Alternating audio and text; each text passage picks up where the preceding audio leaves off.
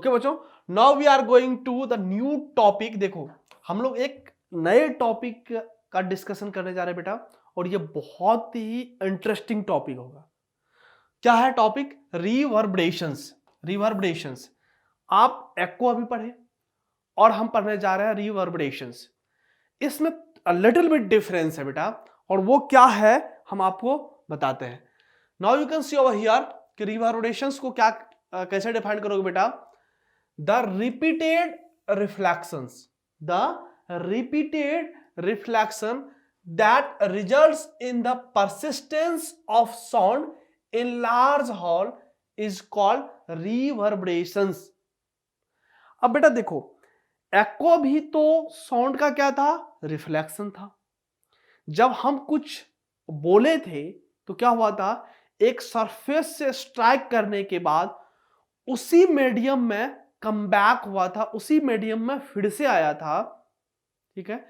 तो उसी के कारण जो एको हमने सुना था, और एको किस किस बात पे डिपेंड करता है, कैसे कैसे प्रोड्यूस होता है, उसने भी डिस्कस किए थे।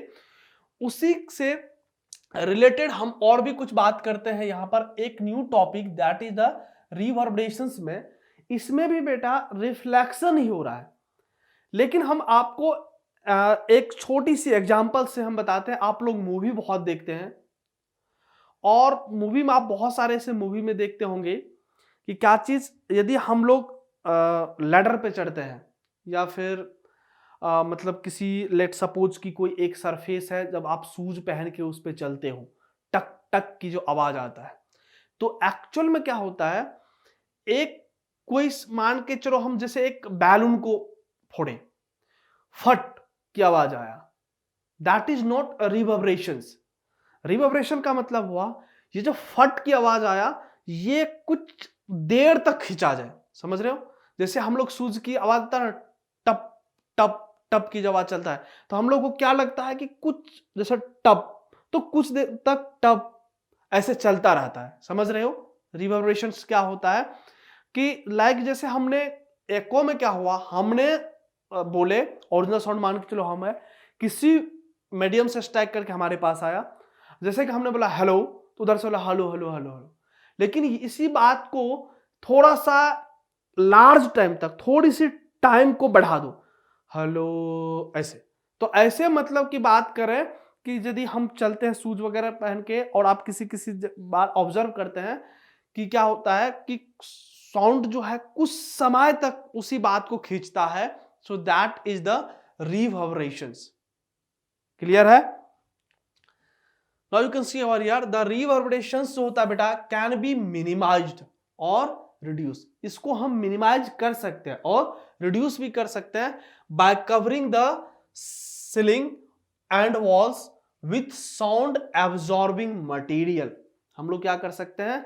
साउंड एब्जॉर्बिंग मटेरियल से यदि कवर कर देते हो अपने सीलिंग को, या फिर आप किसी भी वॉल को, तो जो जिसके कारण ये कुछ समय तक साउंड ऐसे खींचता था, ऐसा नहीं कि 5 मिनट तक बेटा, 5 मिनट तक नहीं, लेट सपोज कुछ सेकंड तक वो साउंड क्या होता है, ऐसे खींचता है, तो उसको क्या कहते हैं अपन? रिवर्बरेशंस कहते हैं। तो इसको आप मिनिमाइज कर सकते हो। क्या कर सकते हो? मिनिमाइज कर सकते हो। कैसे मिनिमाइज कर पाओगे?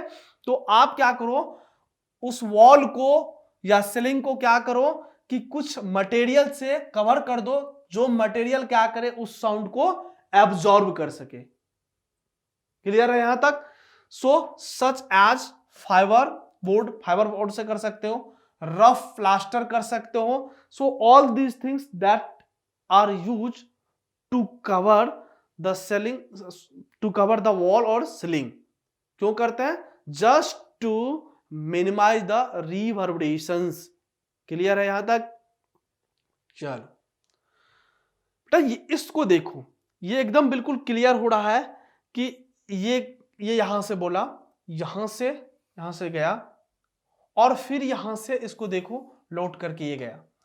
तो इसमें क्या हुआ कि इस समय ये जब यहां से गया, चूंकि यदि एको की बात करें तो एको में उतना तो ये होता नहीं है, तुरंत वो खत्म हो जाता है, तो वो तुरंत, लेकिन ये क्या यहां से टकराया, यहां से गया, और फिर देखो ये यहां पे भी चला गया, कुछ पार्ट यहां से आया, तो यहां से जो पीछे ऑब्स्टेकल हुआ उससे भी टकरा करके पुनः आया। तो वो इसी कारण क्या होता, कुछ समय तक हेलो जो बोले एको में हेलो हेलो हेलो, और इसमें क्या होता है हेलो ऐसे खिंचाता है। क्लियर है? तो आपको क्लियर हो गया कि रिवर्बरेशंस कैसे होता है यहां तक। चलो देखो बेटा, यहां पर स्पष्ट क्लियर हो रहा है कि क्या हो रहा है कि जो साउंड प्रोड्यूसर है, सेंडर है, देखो यहां पर क्या है, एक मान के चलो रिसीवर है, ठीक। अब यहां से देखते हो बेटा, यहां से जो जा रहा है ये गया यहां से और इसको जा जाएगा, तो ये तो सिंपल एक एको की एग्जांपल है, एक सिंपल एको की एग्जांपल है। और यदि रिवाइब्रेटेड साउंड की बात करें हम कि कैसे रिवाइब्रेटेड होगा, तो you can see over here, sound यहां गया, पहले यहां स्ट्राइक किया, फिर उसके बाद गया यहां पे भी स्ट्राइक किया, फिर यहां से स्ट्राइक करके तब इनके पास गया। सो क्या हो रहा है यहां बेटा, मल्टीपल टाइम्स रिफ्लेक्शन हो रहा है। क्या हो रहा है, मल्टीपल टाइम रिफ्लेक्शन हो रहा है। क्लियर है यहां तक? देखो ये भी गया यहां से कोलाइड करके यहां गया, उसके बाद यहां पर आया। तो अब आपको जो यहां से रिवर्बरेटिंग साउंड जो था और जो एको साउंड था उसमें थोड़ा बहुत क्लियर हुआ आपको, और आप थोड़ा बहुत घर में या फिर मूवी वगैरह में इस बात को आप फील भी करते हो, देखते भी हो। क्लियर है? तो हम इसको मिनिमाइज तो कर ही सकते हैं। आप क्या करो, इसको कवर कर दो, जो क्या करे एब्जॉर्ब कर ले साउंड वेव को। क्लियर है? So based on that we have very simple questions बेटा। अभी तक एको भी हम पढ़ लिए, ठीक है, और रिवर्बरेशन भी पढ़ लिए। सो हम लोग इस पे बहुत ही सिंपल क्वेश्चंस करने के लिए जा रहे हैं। Now you can see over here. So बहुत ही सिंपल क्वेश्चन है कि a person clapped his hand near a cliff. एक पर्सन क्या कर रहा है, अपने हैंड को क्लैपिंग कर रहा है, and heard the echo after 5 second. वो एको कितने देर में सुन रहा है बेटा, 5 सेकेंड में। क्लियर है यहां पर? What is the distance of the cliff from the person if the speed of sound is v is taken as 346? मतलब क्या है कि एक पर्सन, लेट सपोज कि पर्सन्स यहां पर है, पर्सन्स यहां पर है, ओके, पर्सन्स यहां पर है, और मान के चलो यहां पर क्लिप है, तो यहां से यहां पर जो साउंड जा रहा था बेटा, यहां से यहां जो साउंड जा रहा था, इसकी स्पीड मुझे पता है कि वेलोसिटी कितना है, 346 मीटर पर सेकेंड। क्लियर है? इतना तक क्लियर है? और मुझे क्या दिया हुआ है कि टाइम यहां से यहां एक को फिर आया, तो ये यहां से कम बैक भी तो आया होगा, तो टोटल टाइम गिवन है, T is how much, T दिया हुआ है 5 सेकेंड, ये एको सुनने की टाइम है। क्लियर है यहां तक? तो मुझे कैलकुलेट क्या करना है बेटा, कैलकुलेट करना है, टेल मी द डिस्टेंस। ये डी कैलकुलेट करो कि ये डी कितने हैं, ये डी कैलकुलेट करना है। ये क्लियर है यहां तक? सो बेटा देखते हैं सॉल्यूशन, बहुत ही सिंपल क्वेश्चंस है। Now you can see over here, यदि आप डिस्टेंस पहले कैलकुलेट कर लो, देखो यहां से हम टोटल डिस्टेंस को d प्लस डी 2d मान के चलते हैं। क्या चीज, d यहां से यहां, d यहां से यहां, तो क्या हो जाएगा टोटल डिस्टेंस बेटा 2d। सो यदि हम बात करें तो यहां पर लिख सकते हैं 2d equal to how much, 2d equal to given है वेलोसिटी इनटू टाइम ना, और वेलोसिटी दिया है 346 is multiplied with how much, 5 second दिया है बेटा। सो इसको 5 सेकेंड से मल्टीप्लाई कर दो, सो यू विल गेट 6 5 जा 30, और यहां से होगा 5 4 जा 20, 23, 2 हो जाएगा यहां से, 5 3 जा 15, 2 17, इतना मीटर। तो ये तो 2d निकला, ये है बेटा 2d।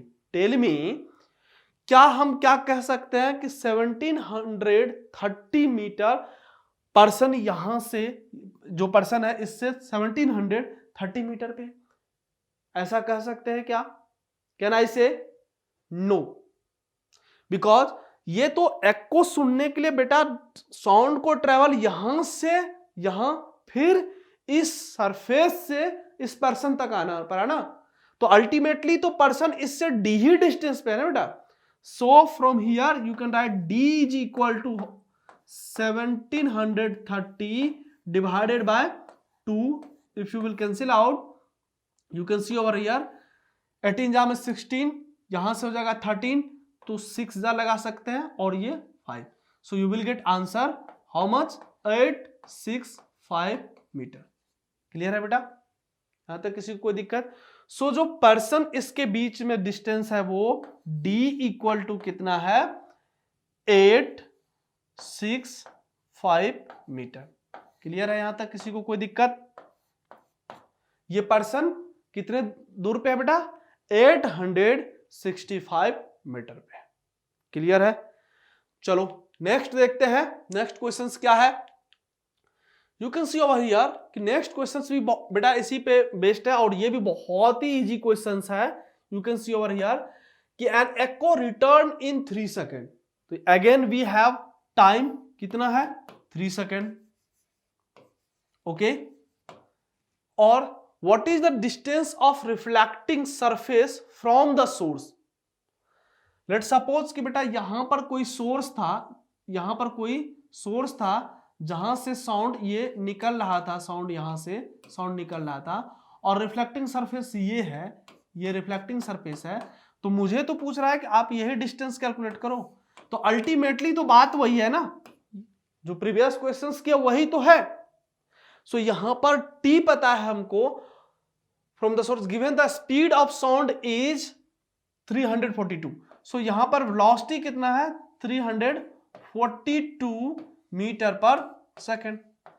सो अगेन बेटा हमें क्या लिखना चाहिए 2D लिखना चाहिए, क्योंकि एको के लिए जो बेटा 2D होता है ना responsible. So 2D is equal to what velocity into time, velocity into time. You can see over here कि वेलोसिटी बेटा कितना है 342 मल्टीप्लाइड बाय टाइम कितना है 3। इफ यू विल मल्टीप्लाई 3 2 जा 6, 3 4 जा 12, 3 जा 9 और एक जो कैरी बचा था इतना metre. So this is the 2D बेटा, नॉट अ डी। तो हमको पूछा है कि जो साउंड का सोर्स है और जो सरफेस है उसके बीच का क्या डिस्टेंस है। सो हमें क्या कैलकुलेट करना है, यहां पर हमें तो डी कैलकुलेट करना है। सो डी क्या लिखेंगे 1026 डिवाइडेड बाय 2।